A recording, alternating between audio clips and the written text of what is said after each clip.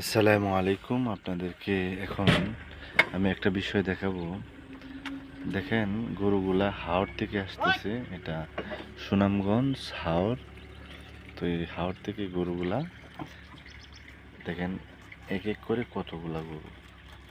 কতগুলা গরু একসাথে হাওর থেকে আসতেছে।